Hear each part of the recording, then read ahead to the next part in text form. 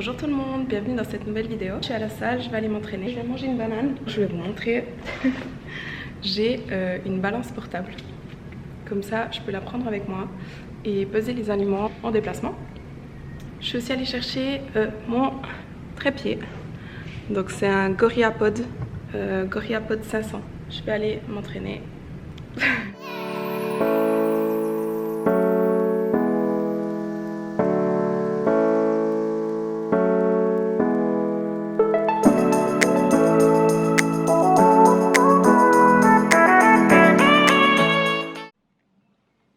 Alors, je viens juste de finir l'entraînement. Donc j'ai eu le haut du corps en hypertrophie et après l'entraînement, j'avais tellement faim. Et j'avais 25 minutes de cardio à faire encore. Donc j'avais vraiment pas envie. J'avais juste envie de rentrer manger. Mais bah voilà, je suis allée sur la machine et je l'ai mis en marche et puis je l'ai fait malgré tout. Des fois, voilà, même quand on n'a pas envie, il faut quand même, il faut se forcer, il faut se bouger et puis il faut le faire et c'est tout. Donc voilà, je vous ai dit que j'avais faim après ma séance.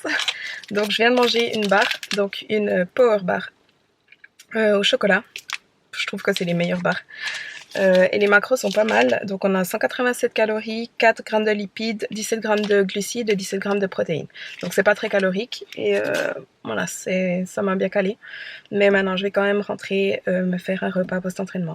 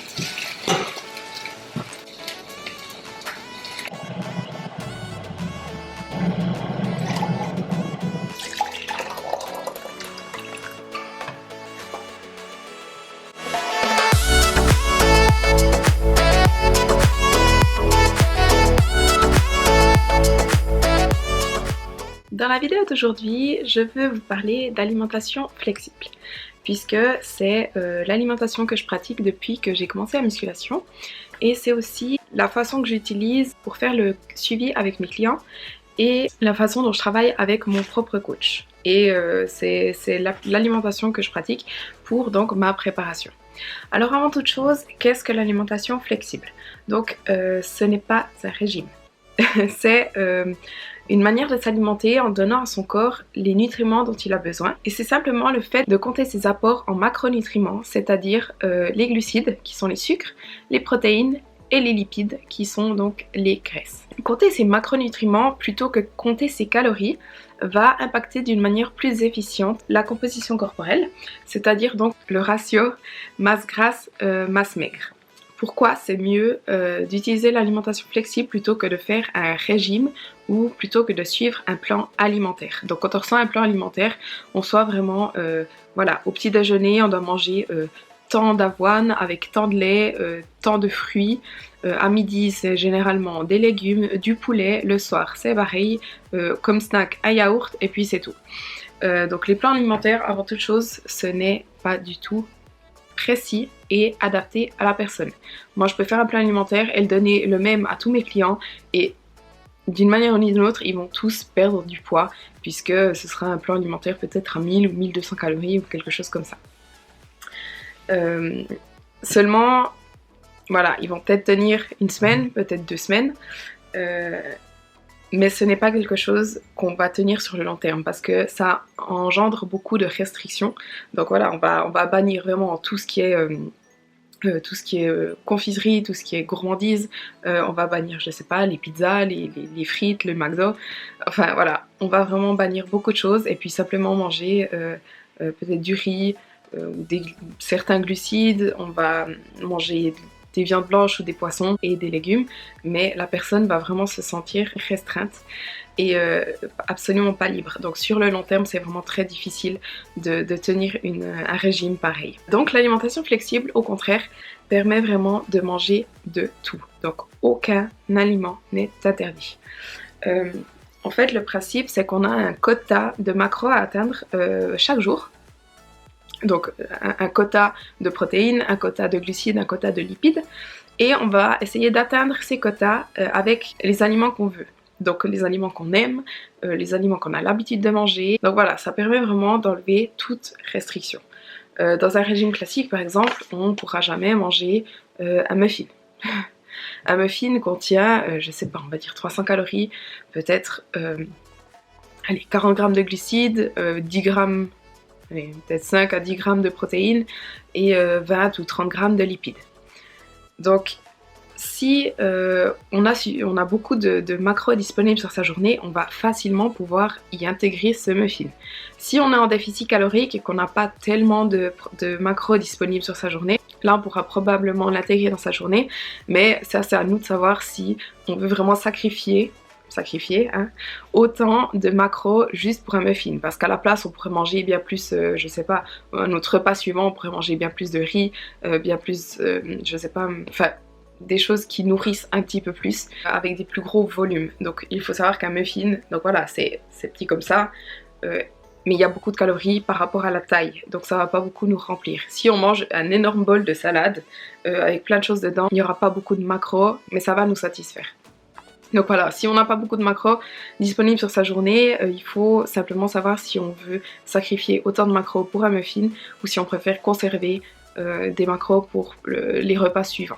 Mais dans tous les cas, on va pouvoir le manger. Et même si on peut pas le manger en entier, on peut manger la moitié. Dans un régime classique, un muffin sera totalement interdit. C'est parce qu'on va commencer de classifier les aliments et les considérer comme bons ou mauvais. Donc si par malheur, on mange un aliment qui est mauvais, qu'on considère comme étant mauvais, on va culpabiliser. Donc moi, ce qui m'est déjà arrivé, c'est que voilà, j'essayais de suivre un plan alimentaire et j'avais envie de quelque chose et finalement je craquais. Je mangeais un petit bout, je mangeais encore peut-être un petit bout de plus, un petit bout de plus et finalement voilà, je me disais, je culpabilisais, je me disais j'ai tout foutu en l'air et voilà, foutu pour foutu, autant finir tout ce qu'il y a dans ma cuisine. Donc ça, personnellement, c'est ce qui m'a provoqué des crises d'hyperphagie où je compensais ensuite avec des périodes de restriction extrêmes. Donc voilà, je suivais mon régime pendant 1-2 semaines et puis un jour je craquais parce que j'avais été tellement restreinte que j'en pouvais plus. Je mangeais tout ce que je trouvais dans ma cuisine, tout ce que j'avais chez moi. Et ensuite je me sentais tellement coupable que j'essayais de compenser sur les jours d'après en mangeant encore moins que d'habitude. Donc ça c'est un cercle vicieux, c'est vraiment horrible d'en sortir. Donc voilà, l'alimentation plus flexible permet vraiment de changer sa perception quant aux aliments, puisque au final en fait, quel que soit l'aliment, que ce soit un Kinder Bueno ou que ce soit une patate douce, ça reste de la nourriture. L'alimentation flexible permet vraiment de rendre cette fonction de nourriture à tous les aliments, quels qu'ils soient. Le fait d'éliminer toute restriction permet aussi de tenir sur le long terme, puisqu'on sait que la clé du succès, c'est vraiment la constance. Donc, tout le monde sait qu'en suivant un régime pendant 2, 3, peut-être 4 semaines, on n'aura pas vraiment de résultats. On verra un début de progression, mais on sait très bien que pour une vraie perte de poids ou pour une prise de masse, ça se compte en mois, voire en années. Donc si on suit un régime et qu'après 1 semaine, 2 semaines, on laisse tomber parce que c'est trop restrictif, ça ne sert absolument à rien. L'alimentation flexible, puisqu'on a le droit à tous ces aliments, on va pouvoir vraiment tenir sur le long terme. Moi, ça fait depuis bientôt 4 ans que je la pratique.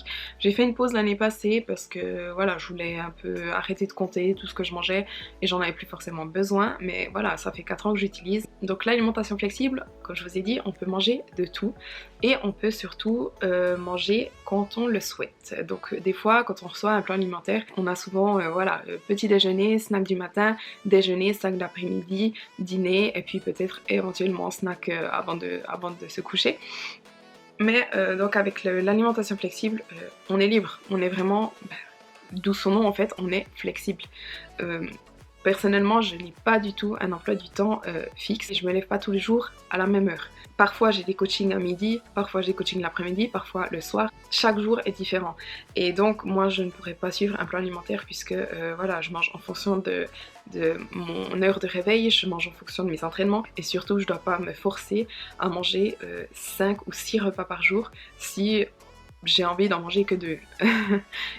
Parfois je peux faire 2 repas dans la journée et parfois je vais en faire 8. Donc ça c'est vraiment personnel et on peut vraiment adapter à ses préférences et à son emploi du temps. En revanche, bien qu'on puisse manger vraiment tout ce qu'on veut, ce n'est pas une excuse pour manger que de la merde. Voilà, pour sa santé, c'est quand même très important de manger suffisamment de vitamines, de minéraux, de fibres. Donc voilà, moi mon principe c'est que je mange principalement des aliments entiers, des aliments frais que je cuisine moi-même. Je mange énormément à la maison et même si je mange pas à la maison en général, je prends avec moi un top. Bon, actuellement j'ai plus le choix avec la préparation, je peux plus manger à l'extérieur de toute façon, mais voilà, d'une manière générale, je n'achète rien qui est préfabriqué et de temps en temps, voilà, si j'ai envie d'une pizza hors prep, hein, je vais aller manger une pizza, c'est pas grave. Il faut pas prendre cette alimentation flexible comme excuse pour ne manger que des trucs surgelés, que des pizzas, sous prétexte que ça entre dans les macros. C'est pour sa santé, hein. Physiquement, je pense que ça va pas changer grand chose. En termes de perte ou de prise de poids, on peut tout à fait remplir ses macros avec des produits surgelés, des produits préfabriqués. Je pense que d'un point de vue objectif physique, on va y arriver. Et puis physiquement aussi, hein, on va le voir sur la peau, on va le voir sur les cheveux, on va le voir sur les ongles, que la santé n'est pas au top. Mais d'un point de vue santé, voilà, on va peut-être se sentir fatigué. Nos performances à la salle ne seront pas forcément des plus optimales. Puisqu'on est fatigué, la récupération sera moins bonne aussi. Donc voilà, pour la santé, c'est quand même vraiment important de manger des aliments frais, entiers, non transformés, de cuisiner soi-même et ensuite de se faire plaisir avec quelques aliments dans sa journée, par exemple un petit dessert ou quelque chose comme ça. L'alimentation flexible, ça permet surtout de s'éduquer quant à la nourriture. Donc avec l'alimentation flexible, on apprend vraiment ce que contiennent les aliments. Donc voilà, on va pouvoir, au début on sera un peu perdu, il me faut tant de glucides, il me faut tant de protéines, il me faut tant de lipides, mais dans quels aliments je trouve quoi, etc. Donc à force de lire les étiquettes, de chercher dans son application, on va vraiment commencer à savoir, voilà, des pâtes c'est principalement des glucides, du riz c'est principalement des glucides, la banane aussi, des protéines on en trouve dans la viande, dans le poisson, le tofu, dans le tofu il y a également des lipides. Dans les légumineuses on sait que c'est un mix principalement de glucides mais aussi avec un certain apport de protéines. Donc même si on va pas forcément compter ce qu'on mange toute sa vie, une fois qu'on arrête de pratiquer vraiment l'alimentation flexible et de compter, etc., on va quand même avoir une certaine notion des aliments. Et puis on pourra faire des choix plus raisonnables. Et puis finalement, l'alimentation flexible permet toujours de savoir où on en est. C'est-à-dire que lorsqu'on fait un régime classique, enfin qu'on suit un plan alimentaire par exemple, et qu'on stagne, on ne sait absolument pas quoi faire. On est totalement perdu puisque voilà, on suit notre plan et tout à coup ça ne fonctionne plus. Ce qui est tout à fait normal puisque le corps va s'adapter. Au bout d'un moment, voilà, on va être en déficit, on va perdre du poids et puis à un moment on va stagner. Et pour continuer à perdre du poids, il faut encore diminuer ses apports ou augmenter sa dépense énergétique. Mais lorsqu'on suit un plan alimentaire et qu'on n'y connaît rien, on ne va pas pouvoir faire ça nous-mêmes. Ou alors on va éliminer des aliments du plan alimentaire, mais en général il y a déjà tellement rien à manger que ça n'a pas trop de sens. Alors qu'avec l'alimentation flexible, voilà, on sait exactement quels sont nos apports actuels. Donc si on stagne, il suffira de baisser très légèrement les glucides ou les lipides et puis on va continuer de perdre du poids. Et c'est la même chose à la fin du régime, donc une fois qu'on a atteint notre poids, notre objectif, avec un régime classique, en général on ne sait absolument pas quoi faire.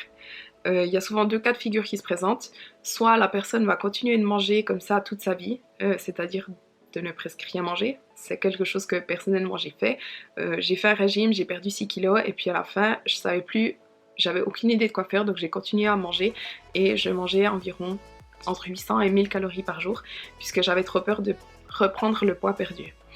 Donc ça c'est le premier cas de figure, continuer de manger, de ne rien manger toute sa vie.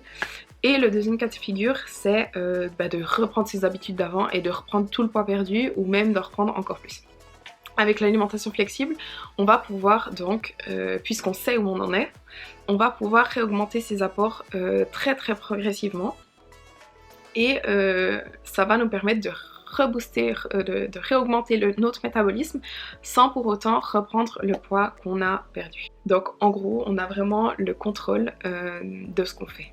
Pour terminer, l'alimentation flexible est tout à fait compatible avec d'autres régimes alimentaires, c'est-à-dire si on est végétalien, si on est vegan, si on fait paléo, si on mange sans gluten, si on est intolérant aux produits laitiers, etc. Si on ne veut pas manger de viande, on va simplement pas manger de viande et son apport en protéines, on va quand même l'atteindre avec d'autres aliments. Moi j'ai été vegan pendant 3 mois, je n'avais absolument aucun problème à atteindre mes protéines. Comment déterminer ces macros?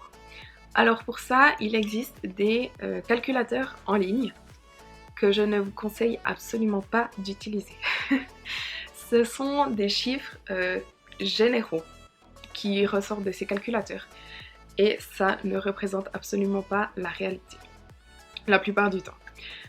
Puisque en fait vos macros vont dépendre donc de votre sexe, de votre âge, donc ça en général ils le demandent dans les calculateurs, mais ça va aussi dépendre de votre métier, si vous êtes assis toute la journée ou si vous avez un métier physique, de votre pratique d'activité physique, est-ce que vous faites que du cardio, est-ce que vous faites de la musculation, est-ce que vous faites du tennis, du football, etc.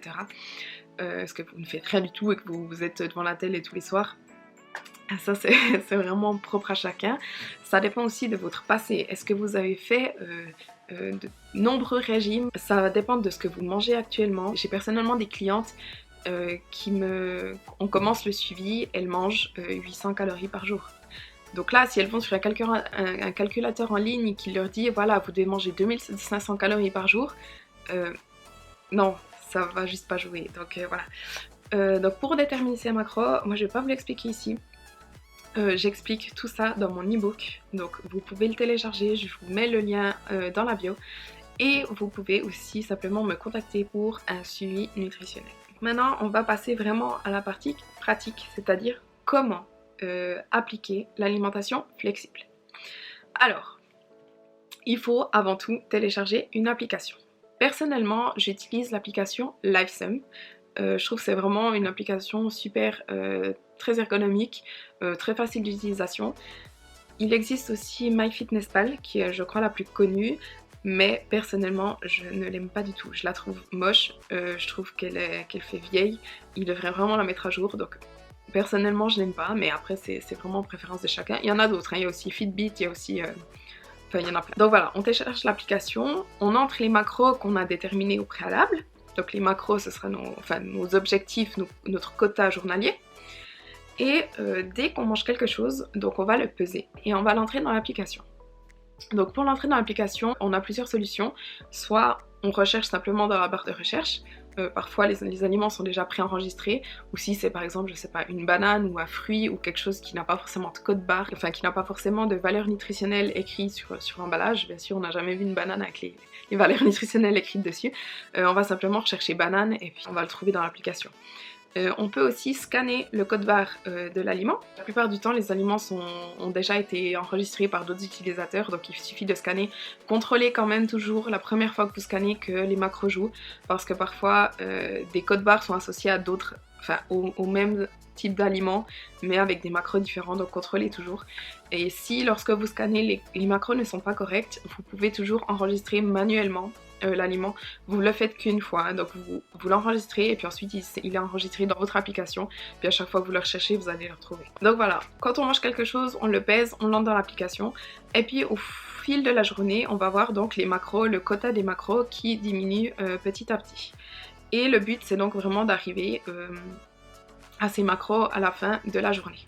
Tout ce qui entre dans notre bouche doit être entré dans l'application. C'est très important parce que lorsqu'on n'a pas de résultat, c'est parce que voilà, on a oublié d'entrer le petit chocolat qu'on a bu avec le café, ce qui paraît vraiment minime, mais au fil de la journée, voilà, ça s'ajoute, et puis à la fin de la journée, ça peut quand même faire une grosse différence de, je sais pas, 100 à 300 ou 400 calories. Un petit conseil pour réussir à atteindre ces macros et pour éviter de se retrouver avec une grande quantité d'un seul macro à la fin de la journée. Par exemple, on a atteint ses lipides, on a atteint ses protéines, mais les glucides, voilà, il en reste encore, on a encore 60 grammes de glucides à manger.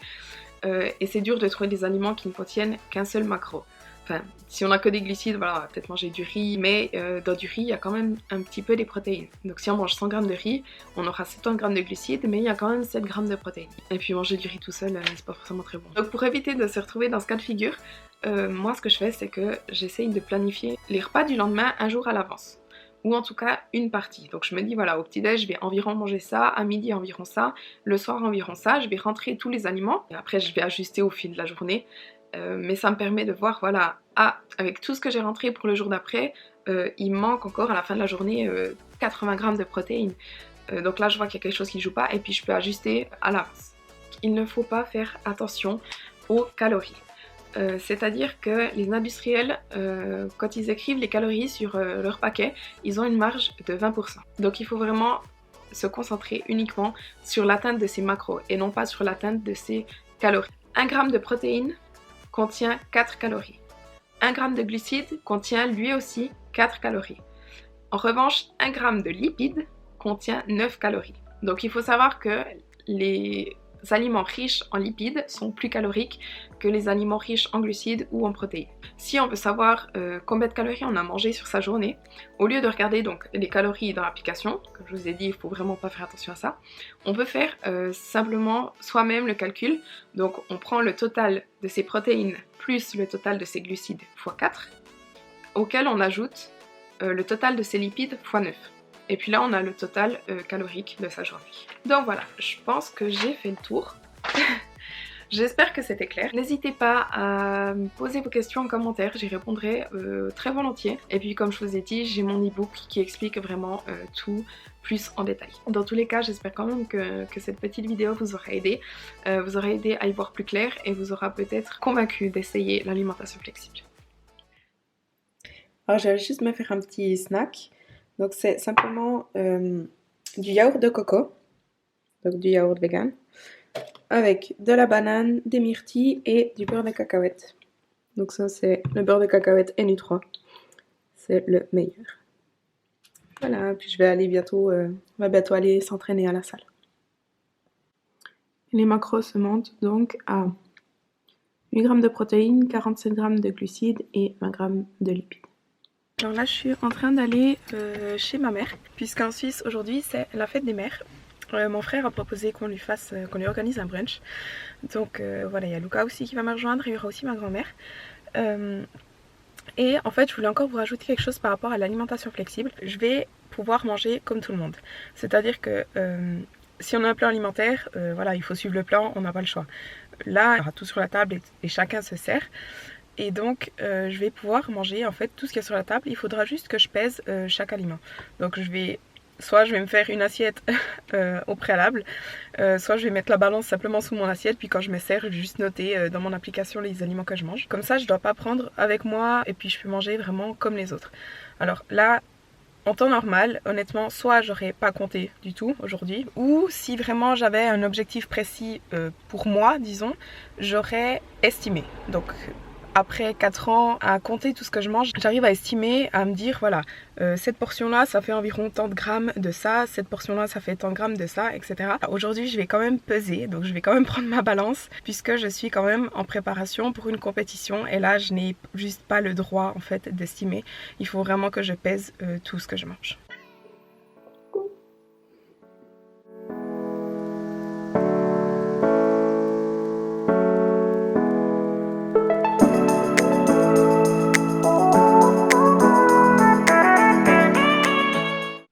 en train de me faire à manger. Avec le brunch de midi, il me reste plus beaucoup de macros. Donc je suis en train de cuire des légumes. Et je vais simplement faire en fait ces nouilles de konjac. Puisqu'il y a presque aucune calorie. Donc au 100 grammes, il y a 9 calories. Et c'est simplement des fibres. Il y a 0 lipides, 0 glucides, 0 protéines. Enfin presque.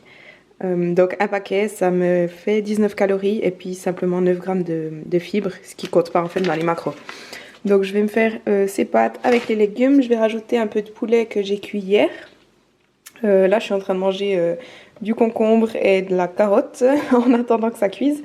Je vais aussi rajouter un petit peu de sauce soja et j'ai quelques olives encore que je peux mettre. Et comme ça j'arriverai à mes macros pour la journée. Donc j'arrive à 103 grammes de glucides au lieu de 100, donc 3 grammes de plus, 1 gramme de protéines en plus, j'ai moins 2 grammes de lipides, donc je suis vraiment pile dedans. Je voulais encore vous dire une dernière chose par rapport à la viande et tout ce qui se cuit en fait en général et qui change de poids à la cuisson. Donc par exemple les pâtes, le riz, les viandes, les poissons, etc. Donc moi ce que je fais pour savoir combien j'ai dans mon assiette exactement, puisque ça a changé de poids après la cuisson, en fait je vais simplement faire une règle de 3. Donc là hier j'ai cuit 323 grammes de poulet, donc ça c'est le poids cru, et ça m'a donné une fois cuit 223 grammes de poulet cuit. Et là ce soir il me faut, pour arriver à mes macros, il me faut 120 grammes de poulet cru. Donc je vais simplement faire la règle de 3, 120 fois 69 divisé par 100, et ça va me donner donc 83 grammes de poulet cuit. Donc là quand je vais me servir dans ce tub que je garde au frigo, je vais me servir 83 grammes cuits, et dans mon application je vais simplement entrer 120 grammes. Donc là mes légumes sont cuits, donc j'ai des asperges, des poireaux et des brocolis, les pâtes de konjac que j'ai rincées et égouttées, 83 piles.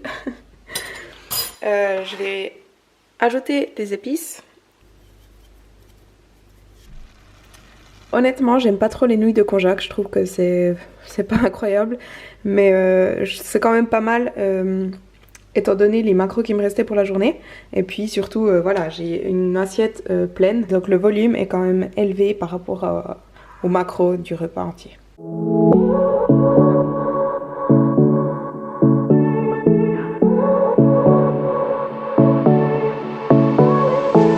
won't make it easy for you now.